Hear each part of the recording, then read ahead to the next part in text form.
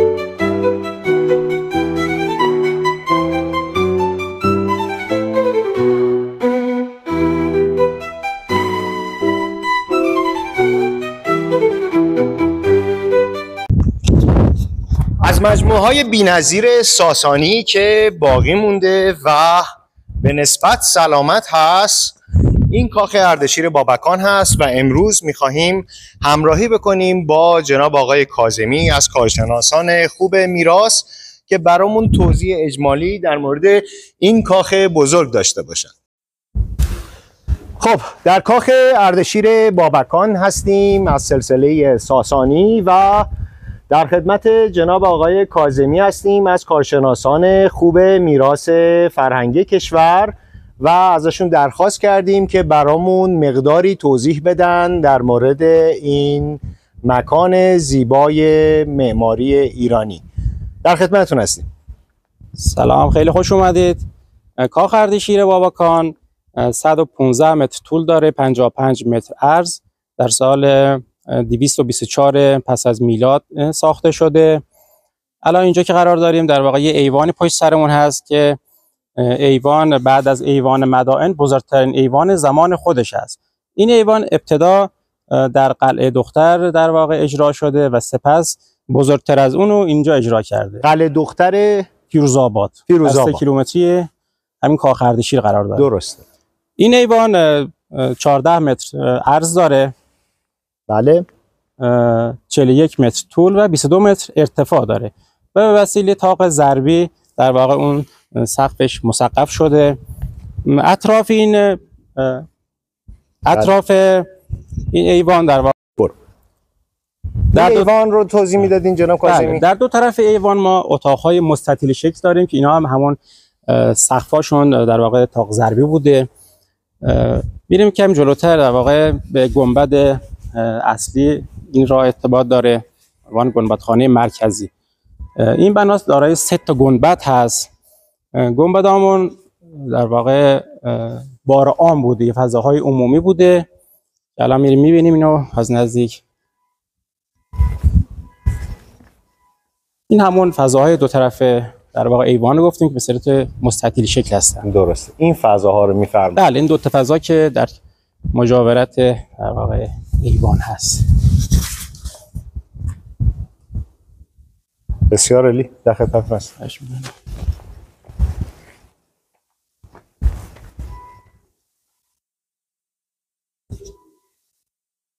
این ایوان این گنبدخانه مرکزیمون هست. گنبدمون در واقع پیدایش گنبد در زمان ساسانی هم با یه شیوه جدیدی در واقع اجرا شده. گنبدمون 14 متر در 14 متر هستن، به ارتفاع 9 متر که میرسن اومده در واقع یک دایره روی مربع قرار داده. در واقع دو تا شکل غیر هندسی رو همدیگه سوار کرده و تونسته در واقع گنبد رو این گوشواره یا گوشفیل منظورت؟ به وسیله اون فیل پوشا تونسته در واقع یه گنبدی رو روی این مربع قرار بده و پیدایش گنبد به وجود بیاد. بسیار عالی. خب پس این شد گنبدخانه مرکزیمون. بله. بله. این بنا داره 3 تا گنبد است. این گنبدخانه مرکزیمون هست. بله. یه گنبد این سمت داریم، گنبد بعدی هم به قول این طرف هست. خب پس بریم گنبدها رو ببینیم. بله چشم. و ادامه شما صحبت بفرمایید برامون. فقط یک سوالی جناب کاظمی عزیز، من توجه کردم اون بالا بله. ما یک سری کنگره مانند داریم، درست میگم؟ بله بله. این کنگره ها عرضم به خدمتتون که این طرف به نظر میاد سالمه، اینا مرمت شده. بله اینا مرمت شده است. درسته؟ بله. و اون قسمت هم که درست مرمت رو صورت گرفته و بله. از فضای طاق مانند طاق کسری ورودی که وارد میشید به یک فضای بسیار زیبای چهارطاقی گنبددار میرسید که البته امروز این گنبد قسمتیش از بین رفته و شما آسمون رو میتونید ببینید. واقعا باید اینجا بیاید، مواظب سرتون هم باشید موقعی که در واقع میاید تو، به خاطر اینکه بی نهایت کفتر اینجا وجود داره. و بله عرضم به خدمتتون که زیبایی های بصری بسیار زیادی داره و ما همچنان منتظر آقای کاظمی هستیم که برامون توضیحات کامل رو در این زمینه بدن. خب ما در این فضا حرکت میکنیم، میرسیم دوباره به فضای مشابه فضای اول.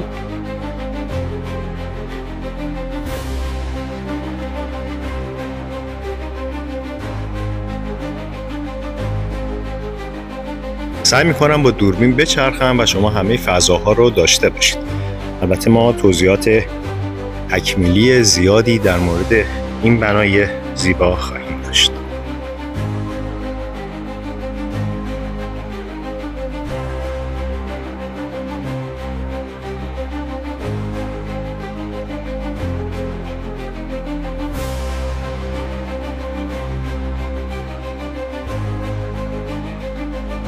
این قسمت ببینید کنگره هایی که وجود داشته و فکر میکنم این قسمت باید بپرسیم که این کنگره ها آیا مرمت شده یا این بخش بنا سالم باقی مونده.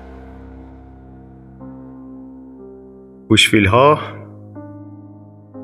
در بناهای گنبدی ایران رو همه جا میبینید و این هنر زیبای ساسانی که اینجا پیاده شده. تو این بنا قرینه زیاد میبینید، قرینه سازی زیاد استفاده شده برای تزیینات. شما الان نگاه کنید هر جا تاقچه است در واقع روبروش هم همون تاقچه اجرا شده، هر جا در هست روبروش در اجرا شده، یعنی کاملا معماری بر اساس تقارن. بله تقارن اینجوری صورت گرفته. بعد زیر این اینا تاقچه بودن چی بودن؟ اینا تاقچه بودن. تاقچه بودن. بله. اینجا ما گچبری داشتیم درسته؟ بله، و نقاشی اگه اشتباه نکنم. بله. این ضخامت گچ رو شما فقط اگر بتونید ببینید، روی سنگ اجرا شده و روی گچ نقاشی بوده در زمان قدیم.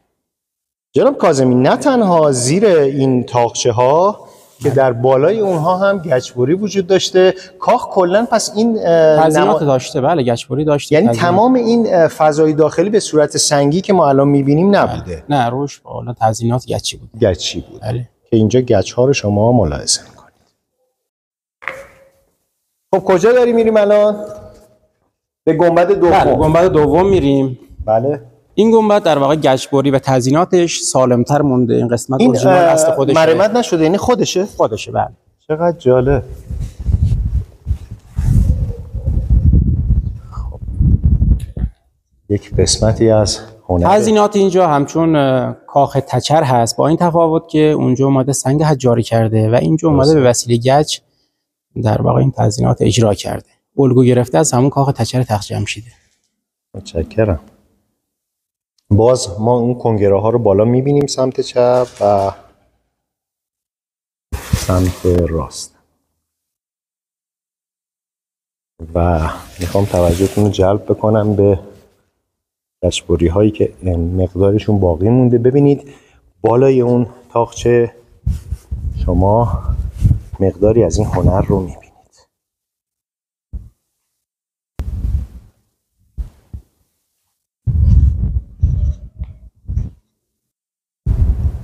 جناب کاظمی چقدر ضخامت وجود داره اینجا؟ بله، این ضخامت دیوارمون 5 متره که در واقع 2 متر و نیم مربوط به یک گنبد و 2 متر و نیم مربوط به گنبد دیگه.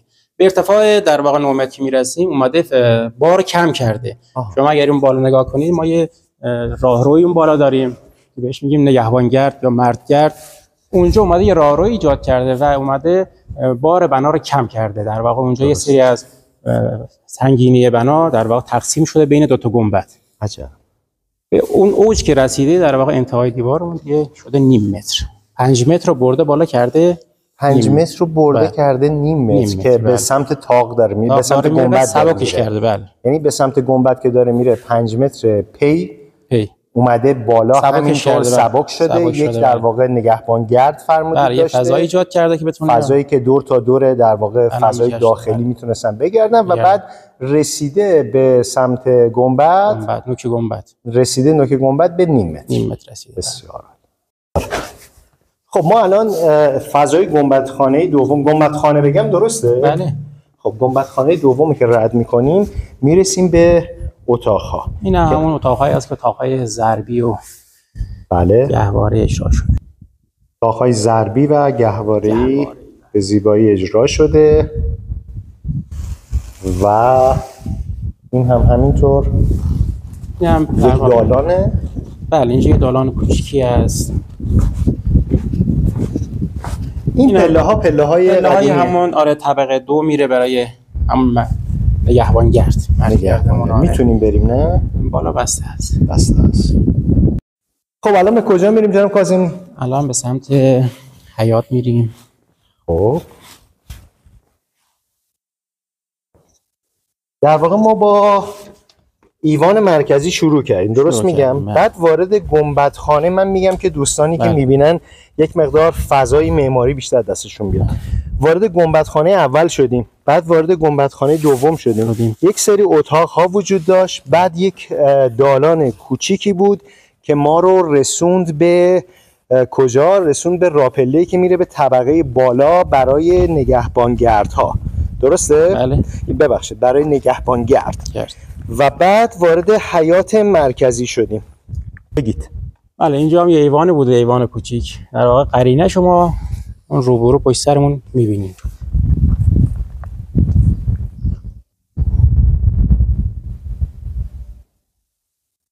خب نکته حائز اهمیت این هستش که ما از فضای در واقع بار عامی که وجود داشته و همه میتونستن بیان وارد این حیاط میشیم. در این حیاط ما 4 تا اتاق داریم و اینجا فقط یک ورودی داره، در صورتی که در جاهای دیگه ما ورودی های بیشتری داشتیم. این به نوعی میرسونه که شاید اینجا یک مکان خصوصی تر برای پادشاه و همراهیانش بود.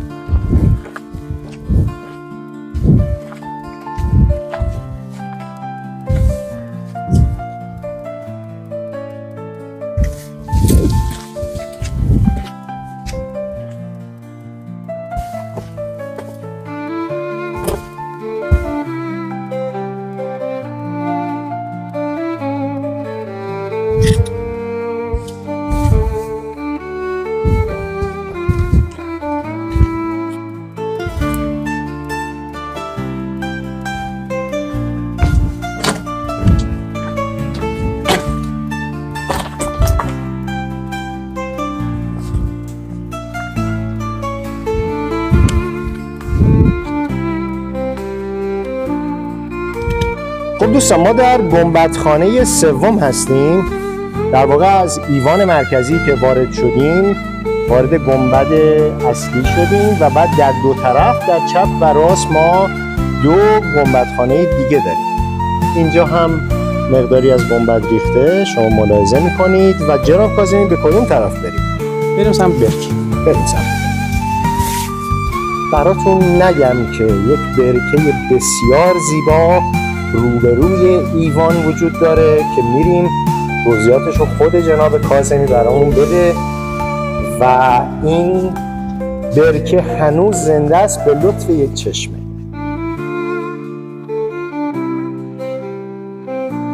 واقعا نسل جدید ما از ما که گذشت، ولی نسل جدید باید بیاد ببینه این معماری رو، این شکوه و عظمت رو، این پیچیدگی در تفکر رو که در معماری خودشون نشون میده و به هویت خودش و ایرانی بودن خودش افتخار کنه.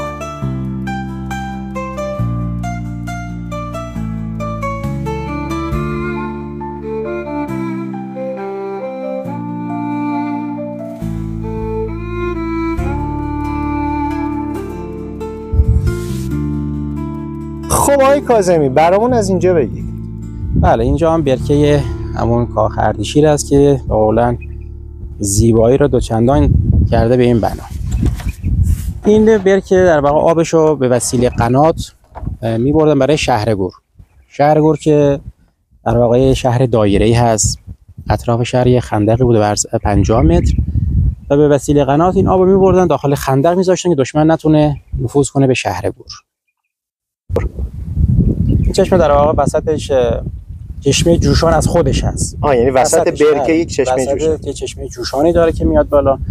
این چشمه هیچ وقت خشک نمیشه. تابستونا کم آب میشه ولی هیچ وقت حالا خشک نشده. بله، آب جوشانی خیلی خوبی داره. خیلی لطف کردید، ما رو همراهی کردید. امیدوارم که دوستان قدر افرادی مثل شما که نگهبان تاریخ و میراث فرهنگی این کشور هستن رو بدونن. وظیفه است.